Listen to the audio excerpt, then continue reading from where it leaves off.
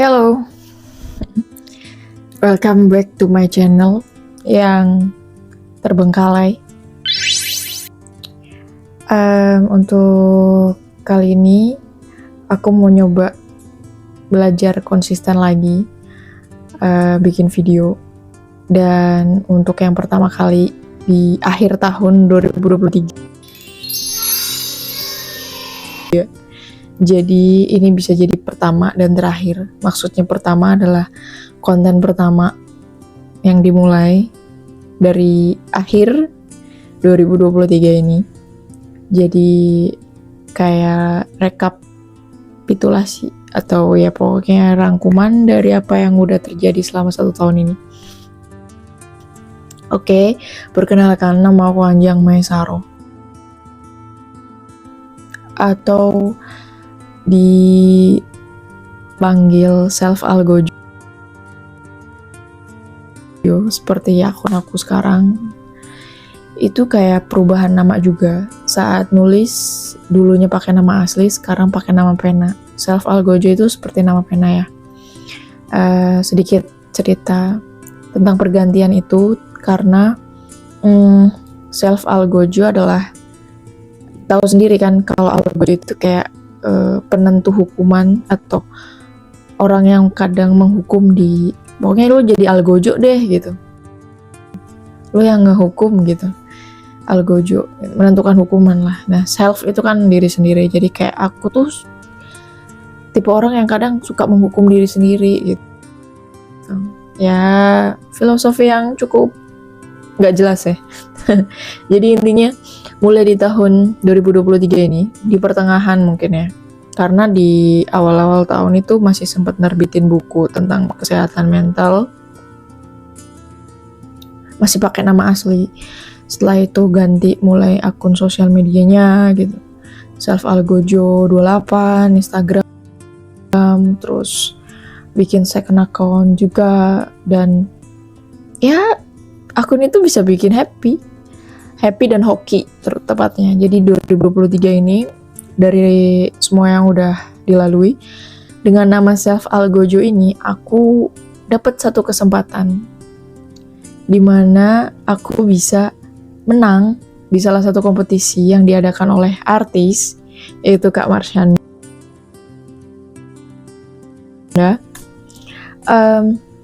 Kesempatan yang gak akan pernah terlupakan di tahun ini.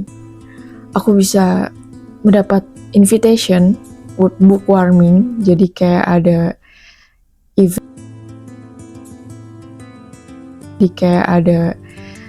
event gitu. Beliau membuat sebuah buku tentang perjalanan hidupnya yang dibuat dari quotes-quotes yang tertuang dari tulisan beliau. Dan awalnya iseng di bulan Juli akhir buat video tentang kesehatan mental ini. Aku melangkah lagi saat diri tak lagi mengenal apa dan di mana. Aku tak mengenal diriku. Dan alhamdulillah namaku lolos di pokoknya private partinya Kak Caca gitu. Itu benar-benar pengalaman yang luar biasa, nggak akan pernah terlupakan. So dengan nama Self Algojo itu banyak membawa keberuntungan ya. Jadi akhirnya aku pakai di beberapa sosial media aku. Lalu mendapat giveaway juga beberapa kali di tahun ini dengan nama Self Algojo itu. Ada kebanggaan tersendiri dari keluarga yang cukup mengesankan gitu untuk tahun ini. Itu luar biasa banget. Dan setelah acara itu benar-benar acaranya tuh dibangun. Jadi dari 15 pemenang itu hanya beberapa yang datang, namun ada beberapa orang juga dari komunitas baca buku gitu kan. Itu benar-benar kayak wow, it's amazing gitu. Kayak pengalaman yang aku pikir aku cuma nulis-nulis buku receh gitu kan, terus kayak bikin-bikin quotes yang ya udahlah ala kadarnya gitu. Terus tiba-tiba dapat kesempatan itu bisa bertemu dengan sosok yang menginspirasi banyak orang, terutama aku, dan orangnya benar-benar humble.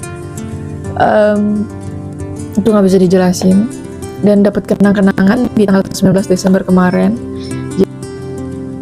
Jadi hasil dari pertemuan di tanggal 19 Agustus 2023 kemarin, kita nulis surat untuk diri sendiri yang ditunda pengirimannya di 3 bulan setelah hari itu. Jadi terkirim di tanggal 19 kemarin. Dan itu benar-benar wow gitu. Ini loh kenang-kenangan dari buku Warmi nya Mentally March itu judul bukunya Kak Caca ya.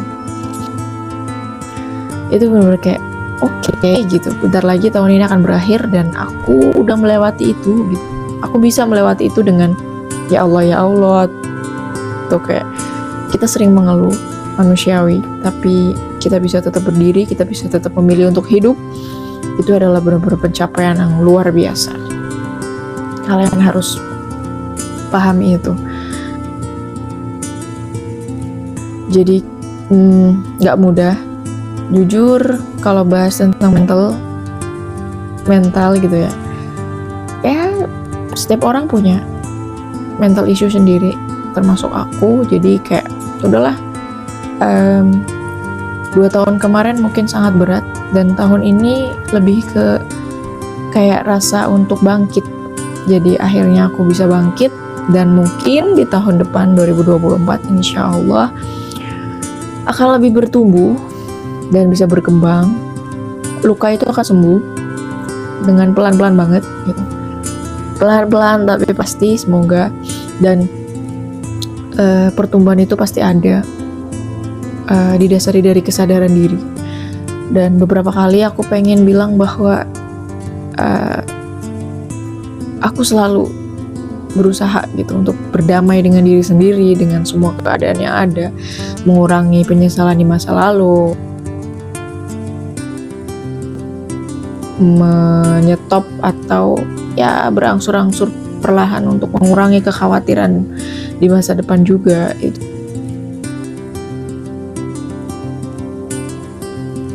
benar-benar kayak kita harus selalu coba untuk terus bertahan hidup. Ya mungkin nggak mudah, karena beberapa minggu ini juga dengar kabar bahwa banyak yang mengalami suicide, memilih untuk mengakhiri hidup. Bahkan para public figure gitu. Mungkin bukan di Indonesia tapi di negara lain gitu. Jadi kalau kita harus punya alasan sih. Makanya di buku aku yang tahun ini terbit kemarin, hanya 1 buku tapi itu luar biasa kataku, tentang sebuah alasan. Jadi